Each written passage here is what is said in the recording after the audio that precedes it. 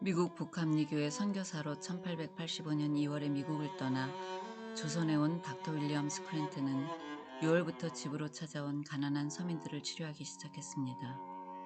1885년 9월 11일부터는 한양의 정동 한옥 자택 한쪽에 진료소를 마련했습니다.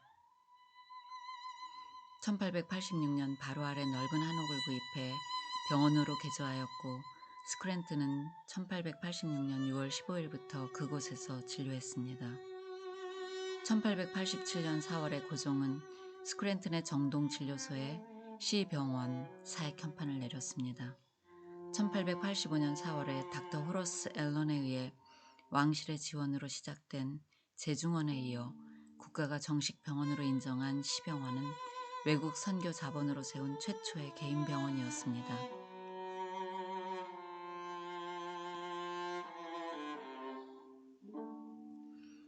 미국 북감리교 해외 여성 선교회 WFMS에서 파송되어 함께 내한한 닥터 윌리엄 스크랜튼의 어머니 메리 스크랜튼은 1886년 5월 31일부터 한 학생을 교육하기 시작해 1886년 11월에 기숙할 수 있는 한옥 학교를 완공했고 1887년 2월에 고종이 내린 이화학당 사액 현판을 받아 정식 학교로서 현재 4,500여 명의 의과대학 졸업생과 25만여 명의 졸업생을 배출한 이화여자대학교의 모태가 되었습니다.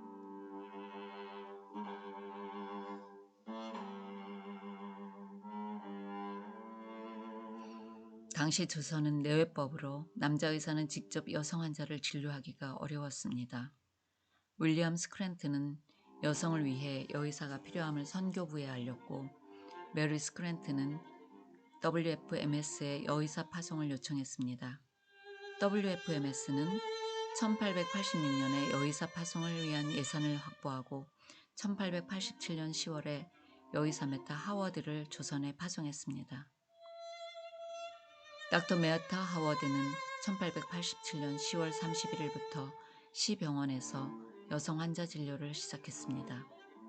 1888년 10월에는 시병원 동쪽 한옥에 여성 전용 진료소가 개설되었고 고종이 이곳에 보구녀관 사액 현판을 내려 국가의 정식 여성 병원이 되었습니다.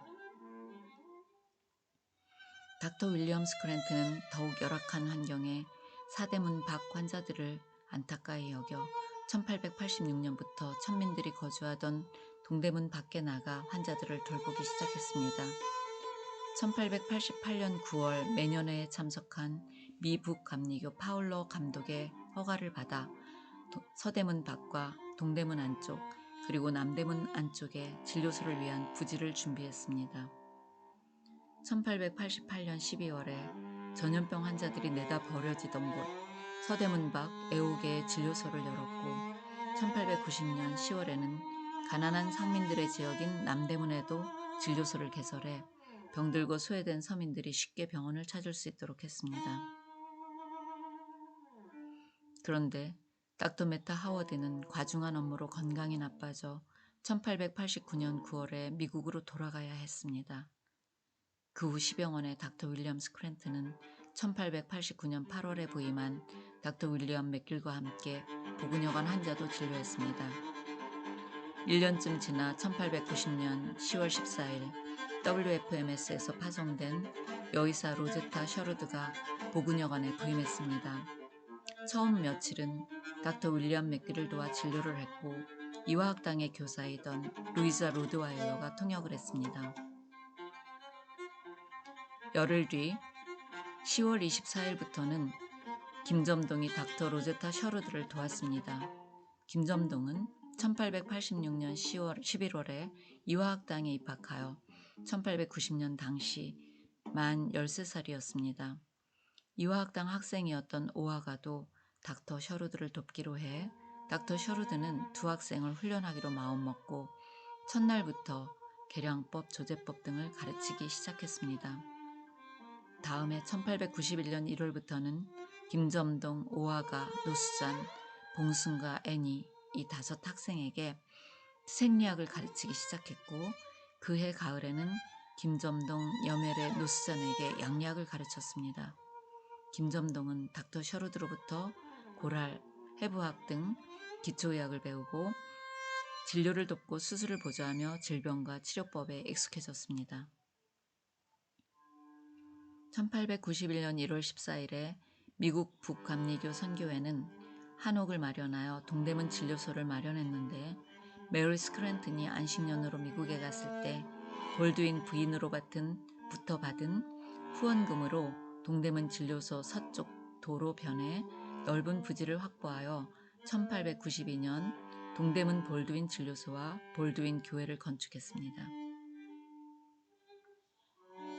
로제타 셔루드는 1892년 6월 27일 닥터 윌리엄 홀과 결혼하여 닥터 로제타 셔루드 홀로 이름이 바뀌었습니다.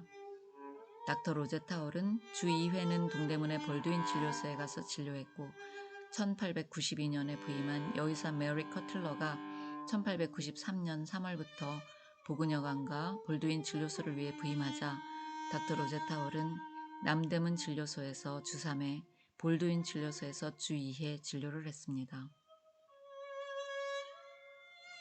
1894년 5월에 닥터 로제타 홀은 남편 윌리엄 홀과 함께 평양으로 부임하였고 1893년에 결혼한 김점동 부부가 동행했습니다.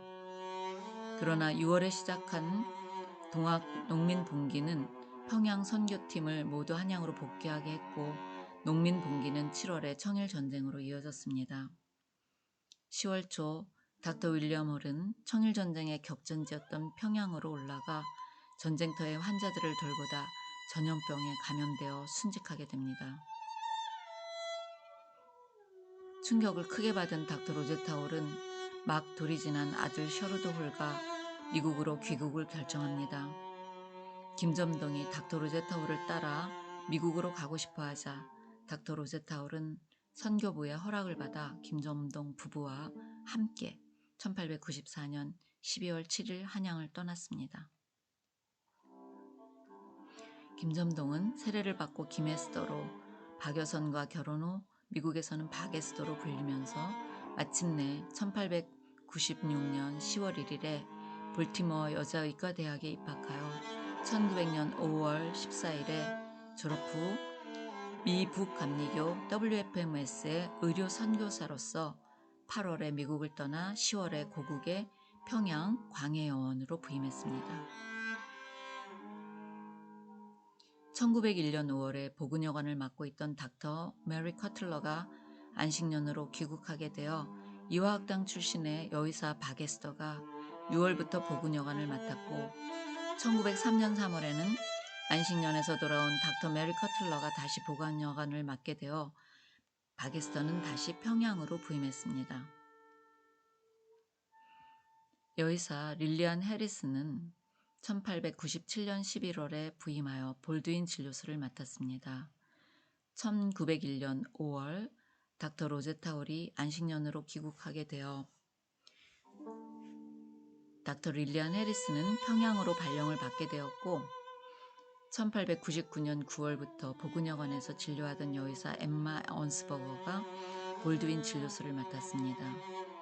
볼드윈 진료소에 환자가 많아지자 닥터 엠마 언스버거는 1906년부터 증축을 계획하여 1912년에 3층으로 된 현대식 건물을 준공했고 1902년 발진티푸스로 평양에서 순직한 릴리안 해리스 기념병원으로 봉헌했습니다.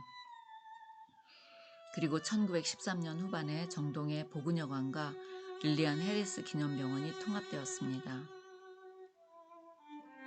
선교 초기부터 여선교사들은 병원과 함께 의학교육기관을 세우고자 했으나 현실적으로 쉽지 않았습니다. 여성병원은 늘 만원이었고 제한된 수의 의료 선교사로서는 감당이 불가능했습니다. 하지만 당시 세브란스 의학전문학교는 여학생을 받아주지 않았고 조선 총독부 의원 부속의학 강습소도 여학생을 받아주지 않았습니다. 닥터 로제타 홀은 일본인 조선 총독부 의원 원장 후지타를 찾아가 청강생으로라도 학생들을 받아달라고 설득했습니다. 덕분에 1914년 평양에서 훈련시킨 세 여학생을 청강생으로 보낼 수 있었습니다. 이 3명 중 김영흥과 김혜지가 3년 과정을 수료하여 1918년에 한국에서 처음으로 의사 면허를 받은 여의사가 되었습니다. 그때 함께 의사 면허를 받은 안수경은 한성의 경성여자고등보통학교 교장선생님 추천으로 청강생이 되었습니다.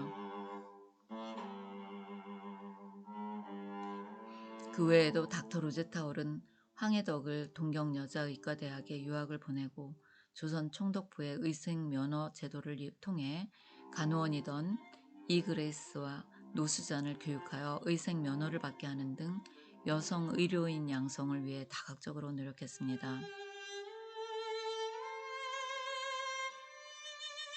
1921년 닥터 로제타올은 여성의학 교육을 구체화하기 위해 평양을 떠나 릴리안 해리스 기념병원 원장으로 부임하였습니다. 그리고 이화여자 전문학교에 의학과를 둘 것을 건의했는데 실현되지 않아 1928년에 따로 경성여자의학강습소를 개설했습니다. 1933년에 로제타 홀이 은퇴하여 귀국한 후에 경성여자의학강습소는 동경의학전문학교 출신 김탁원이 소장을 맡아 현재의 고려대학교 의과대학의 모태가 되었습니다. 이화학당은 1910년에 룰루프라이 제4대 당장이 대학과를 시작했는데 일제의 기독교 탄압과 우민화 정책 등으로 대학 인가를 받지 못하다가 앨리스 아펜젤러 제6대 당장이 마침내 1925년 4월 23일에 이화여자 전문학교로 인가를 받았습니다. 1924년 7월에 종합대학교를 세우기 위해 신촌에 부지를 마련했고 본관을 완공한 1935년 3월 9일에 전문학교와 보육학교 교직원과 학생과 모두 약 450명이 정동 이화학당을 떠나 신촌 캠퍼스로 이전했습니다. 수많은 탄압이 있었지만 제7대 교장 김한란 박사는 일제의 요구에 따라 1943년 8월에 재단법인 이화학당을 설립하여 학교를 유지했습니다. 1945년 경성여자전문학교로 명칭이 강제로 변경되고 4월부터는 3년제 후생과 육아과, 1년제 보육전수과, 교육전수과를 설치했고 후생과를 통해 의료인 양성을 계획했습니다. 그리고 그 후 8월 15일에 해방이 되자 이화여자 전문학교로 교명을 회복하고 바로 종합대학 인가를 신청하면서 한림원, 예림원, 그리고 행림원에 3원을 두고 한림원에 문과, 가사과, 교육과, 체육과를, 예림원에 음악과, 미술과를, 행림원에 의학과, 약학과를 설치했습니다. 그해 10월 15일에 입학시험에 합격한 93명의 행림원 의학부의 첫 입학생이 생겼습니다. 그리고 이화여자 전문학교는 다음 해인 1946년 8월 15일에 문교부 인가 제1호 종합대학 이화여자대학교가 되었습니다. 1946년에 의학부에는 50명이 입학했고 1947년 9월 8일에 3대1의 경쟁률로 63명이 6.25 전쟁 바로 전인 1950년 6월 10일에는 50명이 입학했습니다. 1951년 3월에 학제 변경에 따라 행림원을 의의학대학으로 개편하여 의학과, 간호학과, 약학과를 두었고 6.25 전쟁 중에도 부산 피난지에서 수업을 계속하여 1951년 8월 20일에 부산 피난지 가교사에서 첫 졸업생 24명과 대구 전시연합대학인 경북의대에서 졸업한 3명을 포함해 의과대학 제1회 졸업생 27명이 배출되었습니다. 그 후 2회 8명, 3회 13명, 4회 5명, 5회 9명이 졸업하여 1921년까지 4,500여 명의 졸업생을 배출했습니다.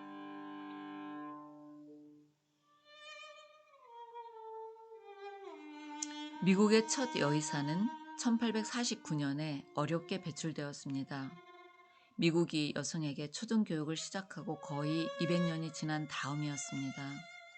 메리 스크랜트는 1828년에 설립된 여성 고등교육기관 노리치 피메일 아카데미에, 로제타 홀은 1850년에 세워진 펜실베니아 여자의과대학에, 바게스터는 1882년에 세워진 볼티모어 여자의과대학에서 교육을 받았습니다. 당시 미국 여성들은 대학 교육을 받고 전문인이 되길 원했지만 일반 대학에서 받아주지 않았습니다. 의사가 되어도 사회에서 여의사를 인정해주지 않아 활동이 어려웠습니다.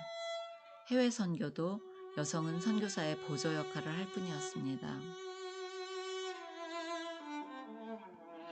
1869년 3월에 인도의 여성 선교를 위해 독자적으로 여선교사를 파송하고자 보스턴 트레먼트 스트리트 처치에서 결성된 북감리교 여성해외 선교회 WFMS는 조선의 여성 교육과 선교를 위해 메리 스크랜턴을 파송했습니다. 그 후 조선에도 여의사가 절실히 필요함이 알려져 WFMS에서는 여의사를 계속 파송했지만 넘쳐나는 환자를 감당하기 위해서는 조선 여성 의료인 양성이 절실히 필요했습니다. 미국에서 여성이 교육받고 전문인이 되는 것이 쉽지 않음을 경험한 여선교사들은 조선에 여자대학교와 여자의과대학을 세우기를 소망했습니다. 하지만 일제강점기를 맞아 이화학당의 대학과는 오히려 전문학교로 강등되었고 여자의과대학 설립은 더욱 요원했습니다. 그런데 1945년에 조선이 일본으로부터 해방되자 이화여자전문학교는 그렇게 기다리고 바라던 종합대학교가 되었고 의과대학이 만들어져서 여의사를 배출할 수 있게 되었습니다.